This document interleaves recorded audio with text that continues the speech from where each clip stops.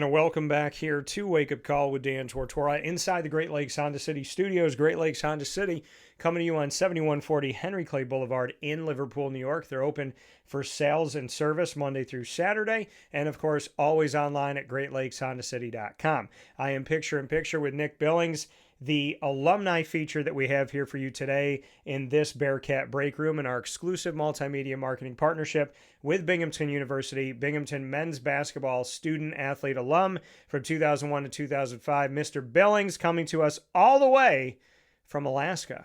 Nick, how are you?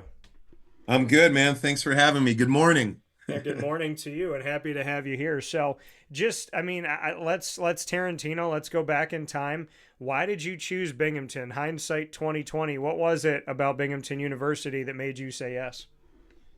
Great question. I had a bunch of pretty good offers. One of the coaches that was coaching there before, Randy Dutton, coached out in Alaska, and I had a good relationship with him.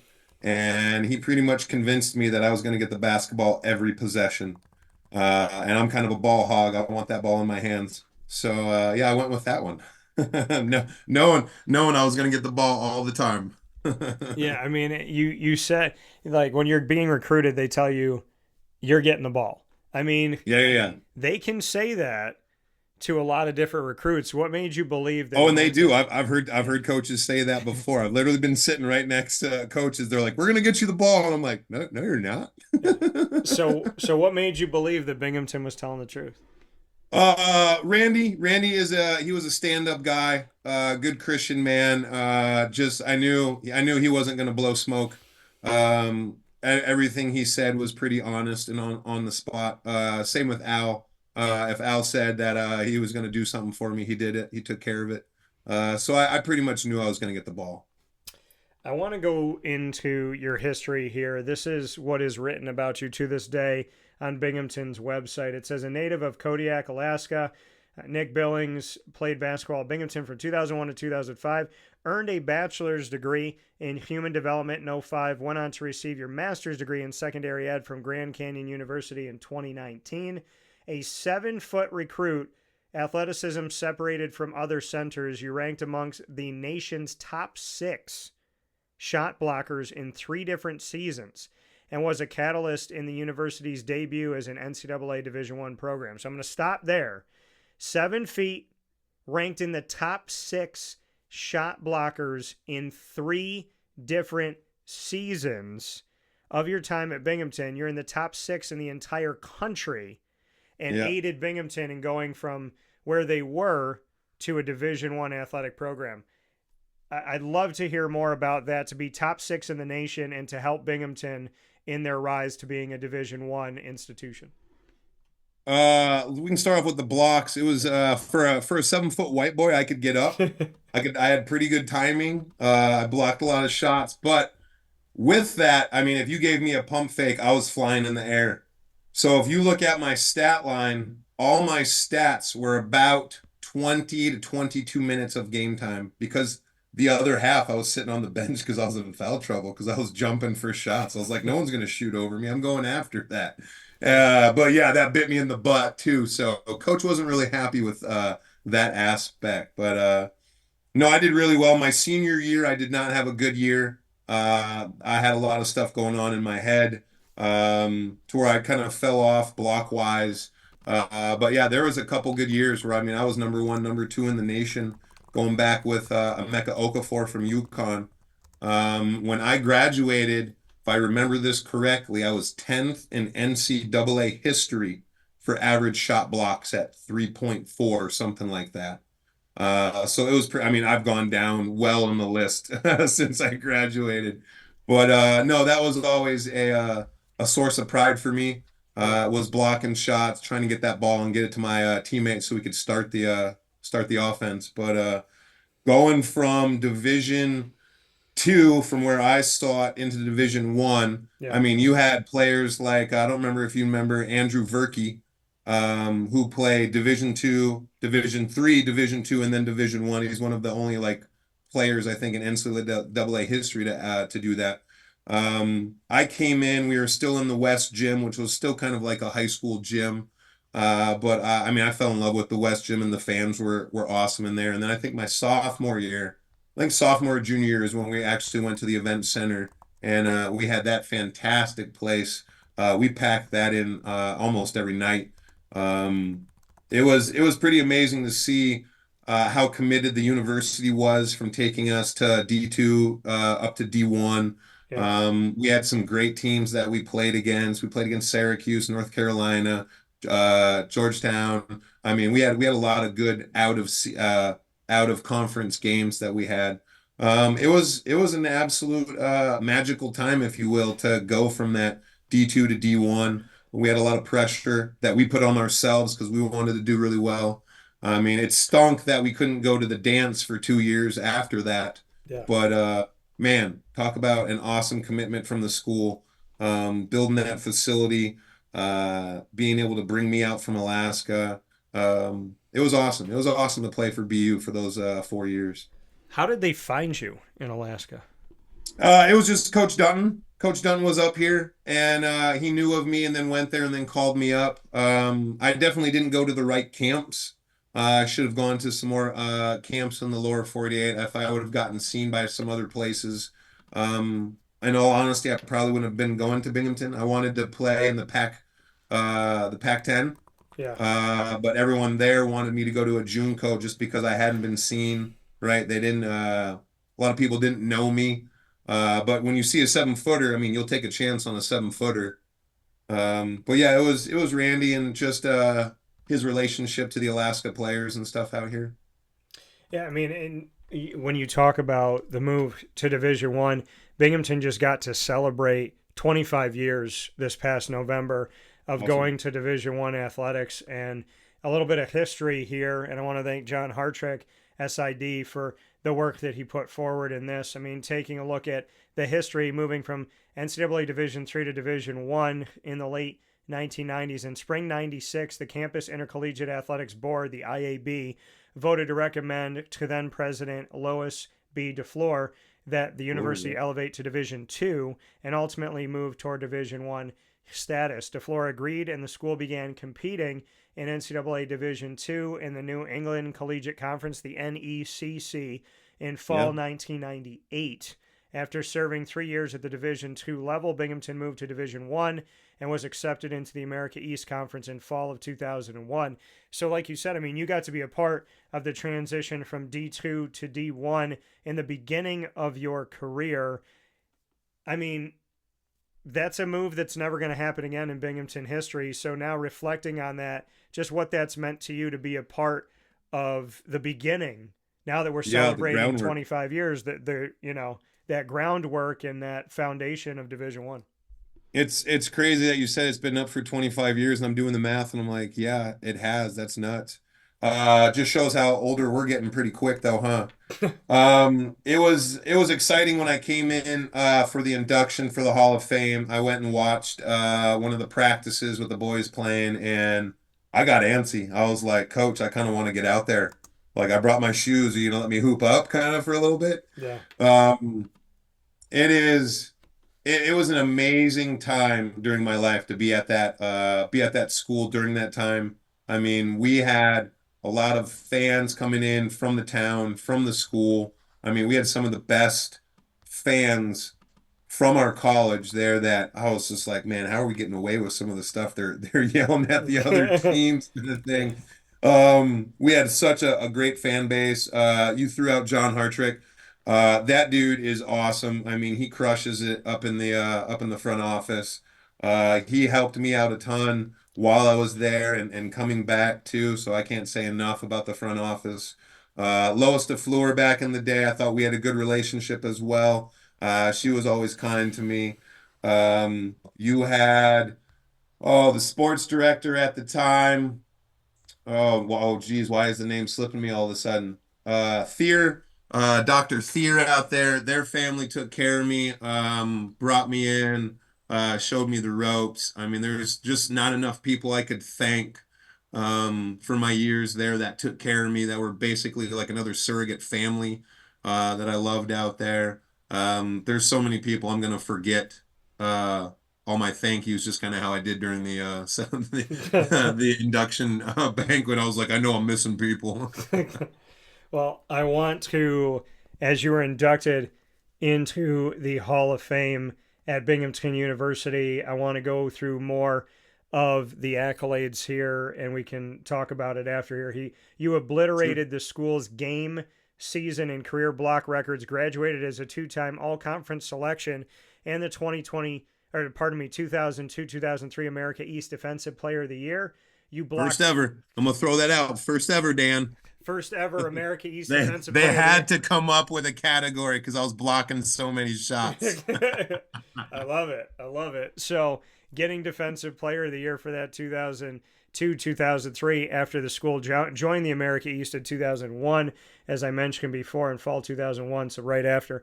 You blocked 4 shots in 15 minutes. Some people haven't blocked four shots in 4 years. You did it in Right? 15 minutes during your college debut against Dartmouth.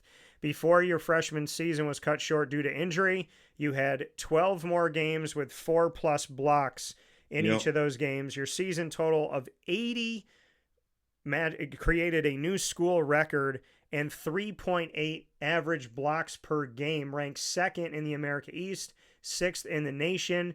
You were an all rookie selection despite your freshman year being cut short, and your prorated 40-minute averages approached triple double status, 12 points a game, 11.3 rebounds, and 8.7 blocks. And that's all in a season that got cut short due to injury. And then my other ones, I only played like 20 minutes because of foul trouble. Uh, I hate to say this, but I feel like my career was uh, like an almost career, right? I got hurt my first year. There was a bunch of games I could have done well. If I would have been smarter and not jumped at friggin' everything, I mean, you could almost double those numbers, and that's what it would have been, Yeah. hypothetically. So, I mean, I could have been a great college player. I feel like I was just an okay one. Um, yeah, that kind of stunk. And then my senior year, um, I did not. I had a lot of anxiety. I had a lot of pressure I was putting on myself. I had a lot of pressure that was put on by other people as well. And I had a couple bad games and it just kind of spiraled out, and I was never really able to recover off of that. I also didn't have the help that I absolutely needed to. I mean, now looking back, Yeah. I wish there was more that teams did for mental wellness, if Yeah. you will. Um, that was kind of tough, and that's I still beat myself up on that where I probably could have done a lot better. But with with everything that was going on, I just wasn't able to function as best as I could at that time. That's probably the easiest way to say that. But no, man, my time at Binghamton was something awesome. It was something special. Well, and to your point, I mean, there's a lot of different things that you brought up here that I want to go to, but I mean, I can't help but go here first when it comes to mental health. I mean, when you were growing up, it was, I mean, I went to school, I went to college in 2003. And so, when I was growing up, it was don't be a sissy, don't be a Yep, wuss, figure it yep, out, stop being a baby. And, we didn't have mental health awareness, mental health professionals. yep, We had nothing. I mean, be it for school, be it for athletics, be it for, I yep. mean, in any walk of life. And so I don't think kids maybe know how good they have it right now. But I mean, you said mental health was something that really affected you in school, and you wish there was more resources for that. So just, to go a little bit deeper into that, what was going on in school for you, and just the importance of mental health awareness and mental health opportunities, resources, because you and I were at school at a time where it Yep. was literally just be stronger. Yeah, suck it up and put out. Um, yeah, back when we went to school, it was don't tell me about the pain, show me the baby. Yeah. Easy way to put it. Yeah. Senior year, I had a lot of pressure that I put on myself. Um, I had NBA scouts at every single game. It didn't help that some of the coaching staff would come up to me before a game and be like, "Hey, there are these scouts here. Don't suck, right? Don't play bad." right? And someone that deals with anxiety and wanting to perform, that didn't really help. That's not how to get through to me, if you will. So once I missed a couple shots, I mean, I just got down on myself. There was a time that I was having a bad game, and coach looked at me, and I'm getting ready to shoot a free throw, and he says from the bench, "If you make this, I'll keep you in." Hmm. And I remember I just looked at him, I threw it off the backboard, and I just walked off. I was like, "Yeah, senior year was not the best between me and the coaching staff for sure." Um, and then on top of it, when I probably should have reached out for help, uh, I didn't feel like there was anyone I could reach out to. And that was because, one, I don't think they had the necessary scaffolding to help for that. Like you said, it was, shut up and put out, show me what you can do. It got to where I went to a sports hypnotherapist Yeah. my senior year to try and help myself get out of it. Um, I just didn't have the support system that I needed. And it was rough. I mean, everyone's telling me you're going to go to the league, you don't have to worry about this, you're going to get picked up, and I bought into that to the point where I maybe didn't work as hard as I probably should have. I kind of coasted on natural abilities. And in retrospect now, I mean, I should have worked so much harder, but I mean, life is 2020 looking back on it.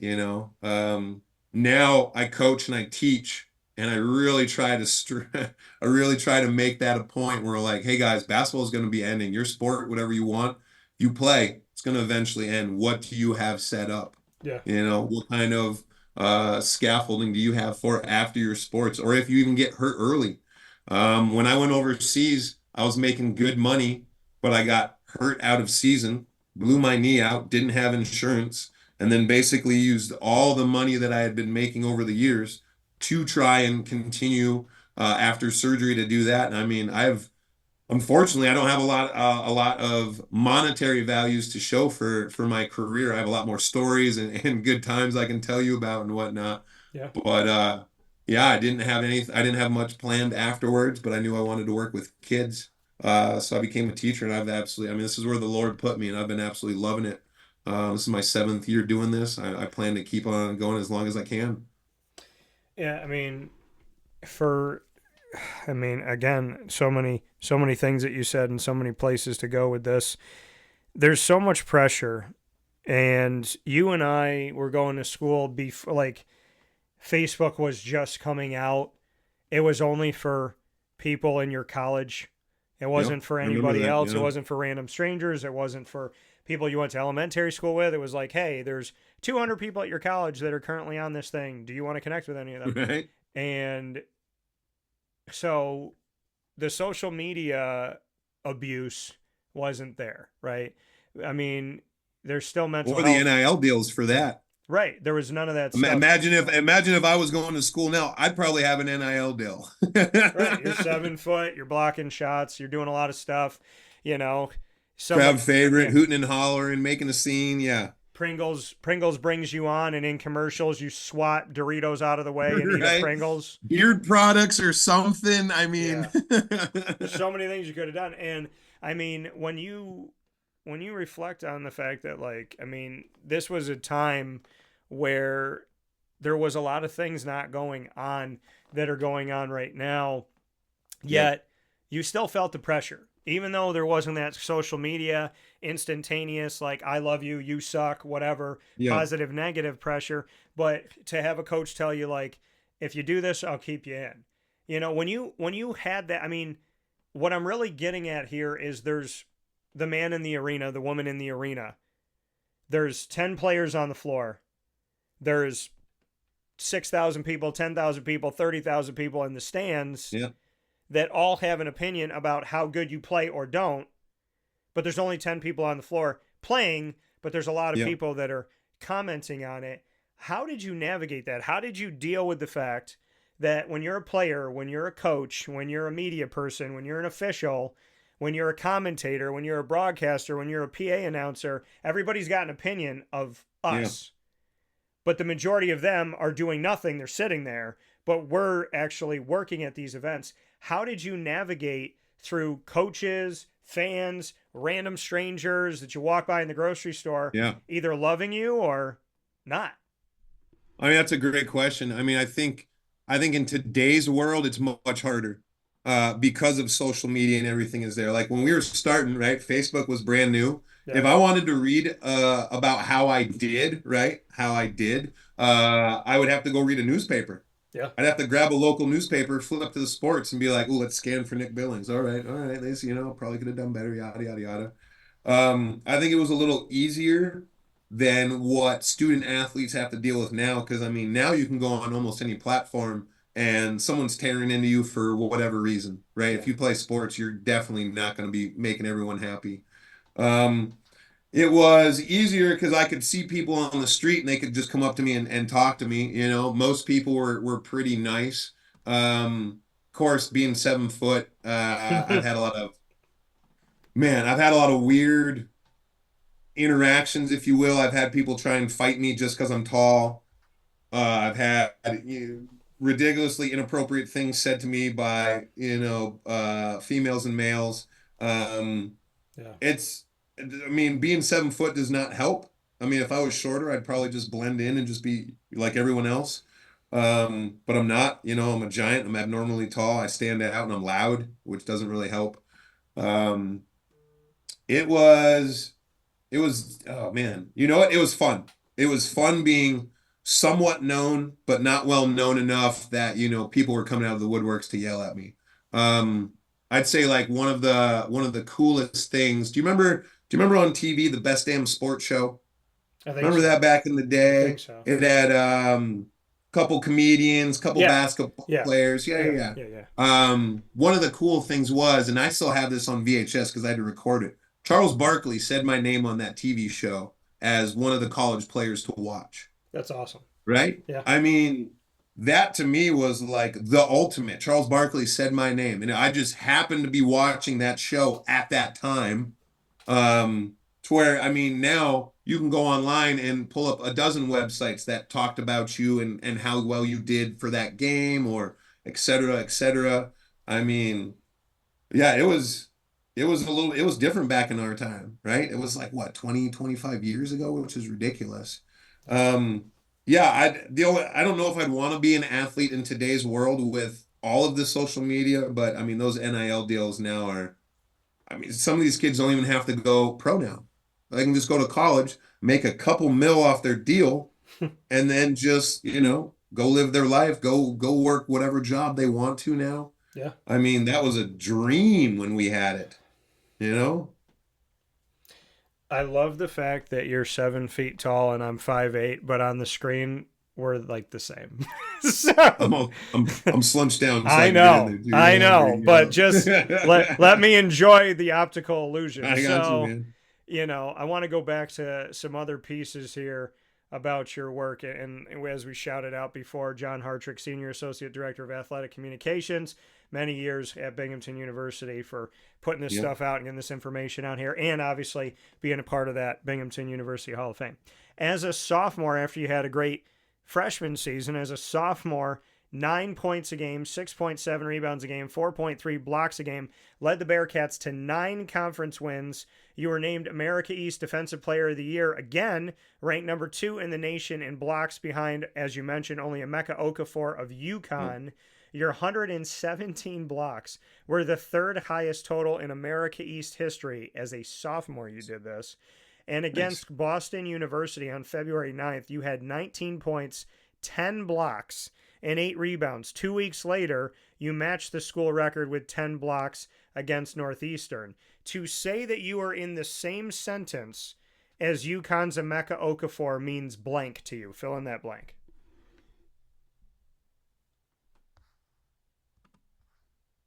I mean, first thing I want to come up just is humbled.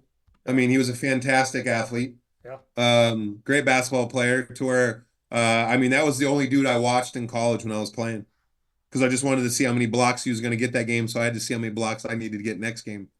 It was pretty amazing. to be in that kind of category with that. Um, as you're going through some of the stats, I was never able to get a triple double. I missed it 3 times in my career, and I missed it each time by either 2 points, 2 rebounds, or 2 blocks. So I would have like 10, 10, and 8, Yeah. 8, 10, and 10, 10, 8, and 10. So I never got that triple double that I really wanted. But yeah, I was more of a defensive player than offensive. It took me a little while to get into the offensive groove of things. Defense, blocking shots, helping out my teammates. A lot of my blocks were help side to where I know that they were going to spin and I was going to be there to block it for my teammate. My teammates knew that if they got by, Yeah. like Anthony Green knew that if his man beat him down, he was going to have to come in and battle against me. And if I didn't block it, 9 times out of 10, I was going to alter the shot just because, I mean, I'm tall and lanky, just Yeah. getting up there. So as long as I could provide that reassurance to my teammates that I was going to help out, I was feeling pretty confident what I was my abilities and stuff. And like I said, I was just checking every week just to see where Emeka Okafor was battling against myself. And yeah, the year where I took second, he had like 1 or 2 games after me, so I knew I wasn't going to be able to catch it, but I was pretty solid on second place. Yeah. Junior season, number 5 in the country of all NCAA in blocks per game, 3.5. Scored Nice. in double digits 19 times as a junior.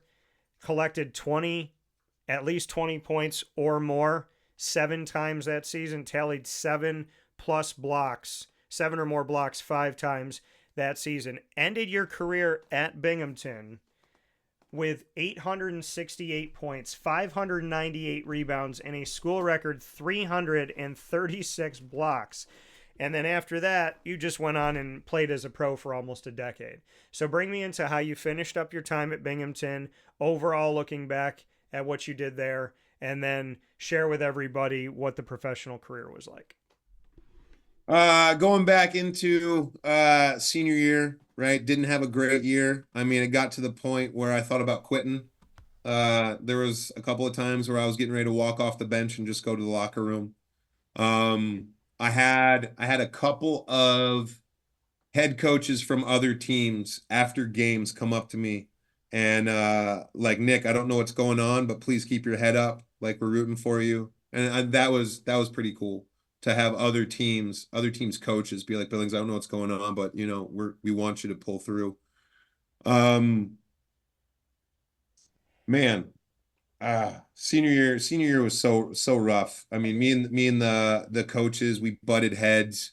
I didn't have a lot of faith in myself. They didn't have a lot of faith in me, so that didn't help out very much. Yeah. Graduate, we don't make it to the dance.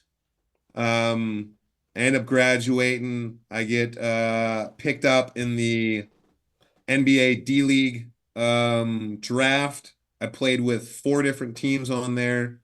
I won a championship with the Albuquerque Thunderbirds under Michael Cooper from the Lakers. I got stories about that guy. Holy moly.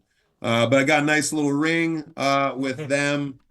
And then after that, I went overseas for, yeah, close to a decade. I'd say about a good 8, 10 years. I played in Norway, Denmark, Argentina, Brazil, Japan. The crazy part was I was getting ready to get my dual citizenship with Poland.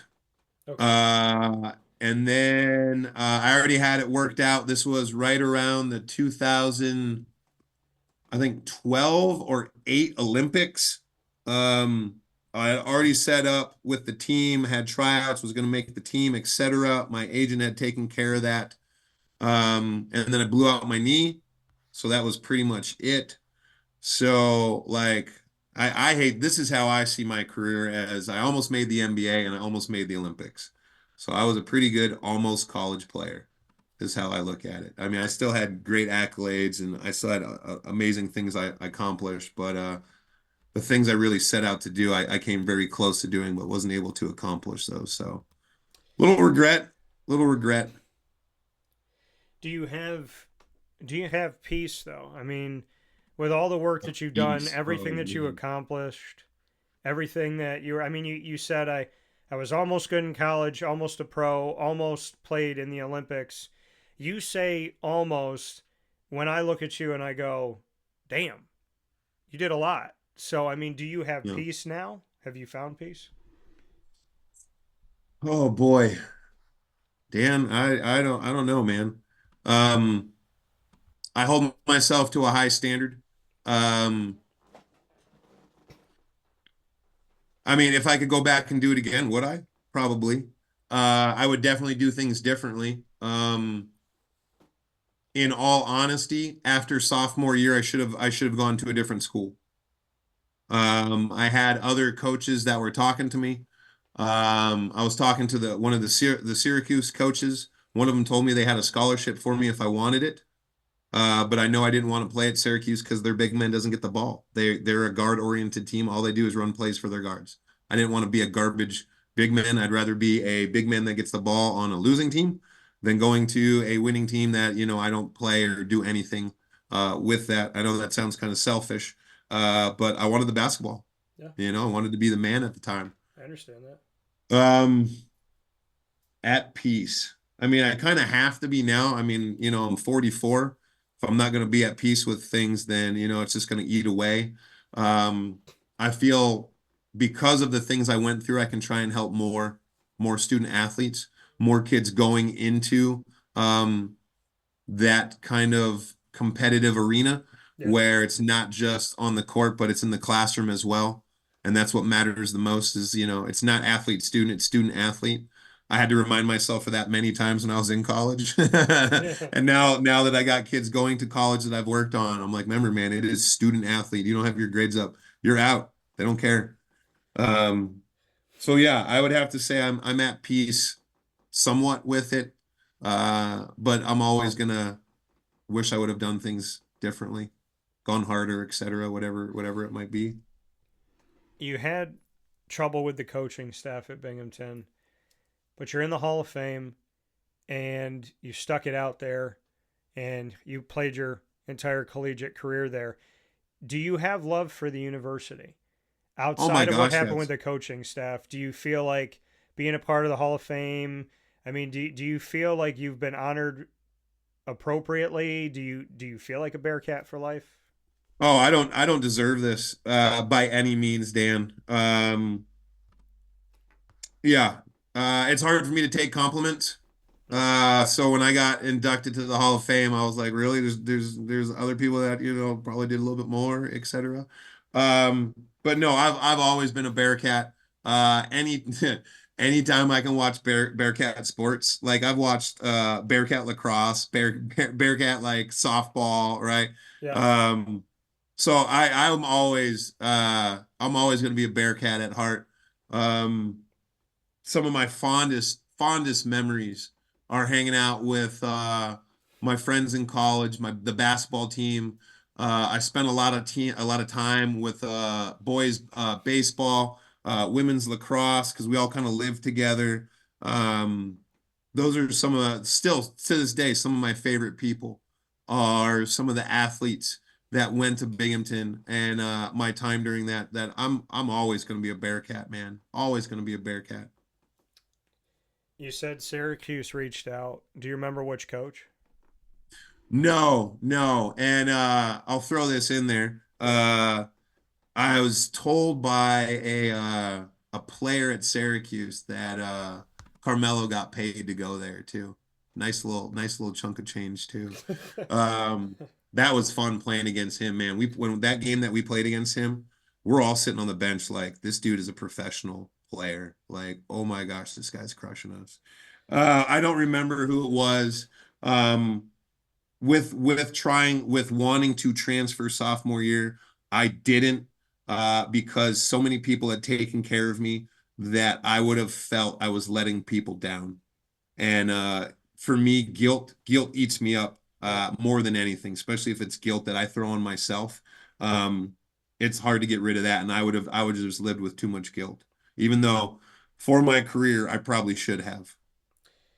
So Binghamton has played Syracuse. They're an hour apart. up Interstate 81. They've played each other 6 times in history. You were at the school at Binghamton 4 of those 6 times. After you Yeah. left, Syracuse and Binghamton didn't play until 8 years later. So Yeah. 2004-05, your last season, they didn't play till 13-14, and they just played in 2025-26. So you were on the roster at Binghamton in those first 4 times that Syracuse and Binghamton played each other in 2001-2, 2002-3, 2003-4, and 2004-5. All of those happened at the Carrier Dome, which is now the JMA Wireless Dome. You went up against Carmelo. You went up against Josh Pace. You went up against McNamara. Who else was there? Craig Forth. Hakeem Warwick. Yeah, Hakeem Warwick, Craig Forth, Queth Dwaney, Billy McNeil. Edelin. Yep. So bring me into those games against Syracuse. One of the coolest plays I've seen in real time. I'm on the bench. Syracuse is shooting a free throw. Melo is on one of the sides. They miss the free throw. Melo spins, puts like a left hand on one of my guys' shoulders, goes up, catches it, and dunks it. And we're like we got off the bench. Coach looked at us. We're like, oh, sorry, coach. Like this is ridiculous. I will say that Jim Boeheim gave me one of the best compliments I've ever received. One of those games, I dunked it back to back. Okay. And I'm running up near their bench, and he stands up and he yells, "Somebody stop that MFer," right? And I'm like, he said that about me? I'm like, I'm so flattered. That's awesome. That was cool. Yeah. But yeah, there's honestly, there's no reason why Syracuse should play Binghamton every year, right? It's just an easy cush game for them. I think the closest we ever came to even getting there was like maybe 20 some points. I mean, they always spanked us by 20. But it was always exciting to play Syracuse, super long team. I mean, if we could hang with them, then we could basically hang with anyone in our conference, right? It was just tough to hang with Syracuse because they're Syracuse at that time. But yeah, man, it was always fun going up there, even knowing like this is going to be a war and we're probably not going to come out on top. Let's still out and go have a great time. So in the 2002-2003 season, you faced them in the Dome and they won 94-58. Did you have any thought of that team that we mentioned? Craig Forth, Billy Edelin, Josh Pace, Hakeem Warwick, Jerry McNamara, Carmelo Anthony, and so on and so forth. Did you have any notion that that team was good enough to win a championship nationally? Holy moly, at the time, I mean, when we were playing, Syracuse was always known as being a super long team, right? Like when you think of Syracuse, you think of their zone and there's no gaps. There's no gaps in the Syracuse zone when we were playing. Everyone was super long. So I didn't know that they were going to be national contenders. I was just going to be like, okay, these guys are going to crush the Big East. Like they're going to do really well, especially if they're hitting all their shots too. Because remember, it's a guard-oriented system where the big men just get garbage buckets, which, annoyed the heck out of me. But no, I didn't realize at the time they were going to be that good. But I mean, right there, you have one of the best college freshmen to ever play the game,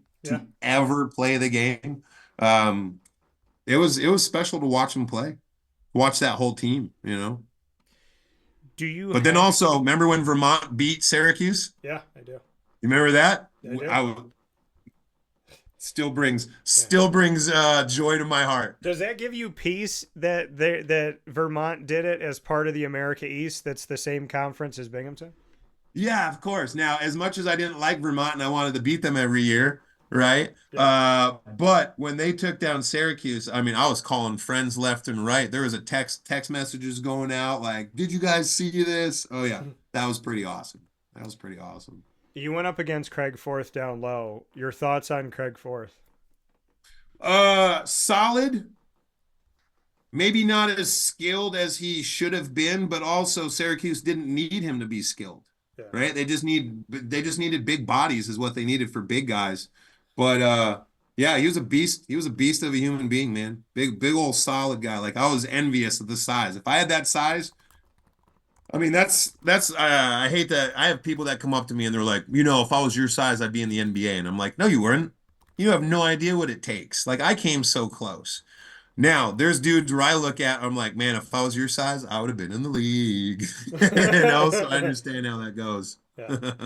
Well, I mean, and you're both in academia now, which is funny. You and Craig Forth. Oh, what's he doing? I think he was. I want to say he was teaching. I think he's a principal now. Oh, wow. So Good for him. That's awesome. so bring me into that. Being back in Alaska, you're teaching. You're helping today's future. What's that been like for you in this new chapter? When I first came back, I started doing basketball camps all over Alaska. I called it Power in the Paint. I would teach these high schoolers when you come through the paint certain moves, techniques to use. And then I worked at group homes for troubled kids. Even when I was in college, when I was playing pros, I would come back in the summers and work. So I started doing that over here. I started substitute teaching and running basketball camps just in the valley. It was more like comp teams and stuff like that. I became a teacher, and that pretty much took up all my time. So now I coach middle school sports and working at that. This is my 6th year as a teacher. Yeah. Absolutely loving it. It's a blast, man. It's an absolute blast. Each day is different with middle schoolers, I'll tell you that. So I know you got to hop here in a second. So I want to be, quick and respectful with this. We Appreciate do a thing you. called rapid fire where we get to put each other on the hot seat. You've been great about answering my questions. Normally we Thanks, go man. back and forth. I'm going to let you do something players never get to do, which is ask the questions. You can ask me any 2 questions in the world. What do you got? Dan, what made you want to go to Binghamton, dude? I've had a love and a desire to just help the school. There was something inside of me years ago that was like, why not Binghamton? Why not come here? Why not do something special here? And when I first thought about building a plan in my company for schools, for colleges and universities, Binghamton was at the forefront of all of that, and that decision and that desire to do something for institutions. So I just stuck with it. I tried on and off for like 3 years, Mm-hmm. and I got a hold of Gene Marshall, the director of athletics there now, and we spent most of our meeting talking about who we are as people, our faith in God, and what we believe in and what we care about.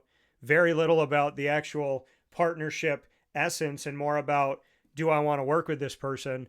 And 3 years fighting to get in, and now we're in year 3 of doing it together. So Awesome. God's been really, really good to me, and anybody that knows me Good, knows because I give. that was going to lead in my second question. My Go ahead. second question is, how's your relationship with the Lord? Because all this is going to come down. All this is going to end. It all matters about your relationship with the Lord, sir. Yeah. The Huh. most important, the first, the second, the third, the eighth, the 12th, the everything to me. There is no me without God. I would Right? I would be gone. I Same would here. I tell people this all the time, and people might think it's morbid, but I'm like, I would have been dead without him. I would have given Yep. up. I would have lost my grip on life. I would have not known myself, been a better version of myself. He challenges me every day, and he does walk with me. He does walk ahead of me and clear my path. Though I walk through the valley of the shadow of death, I fear no evil, Yep. because he is with me. He has set a table for me in front of my enemies. And, I pray to That's awesome. dwell in the house of the Lord forever. So, I I mean, love it. I love it, Dan. I can tell you I can't hide. I Good can't hide stuff. my faith. I can't hide what he means to me. And I'm willing to lose everything in my life, because I am willing to lose the world if I gain the kingdom of heaven. 100%, sir. 100%. Hey, man, thank you so much. This has been a blessing and a blast. Well, got to have you back. Nick Billings here, Bearcat Breakroom, Hall of Famer. And I'm going to Love you, say, I'm gonna Bearcats. say it, doing a great job and just a phenomenal part of history. I loved our conversation, and I already can't wait to have you back, Nick. So hopefully we can do that soon. Absolutely. Thanks, Dan. Thanks, everybody. God bless. Take care. God bless.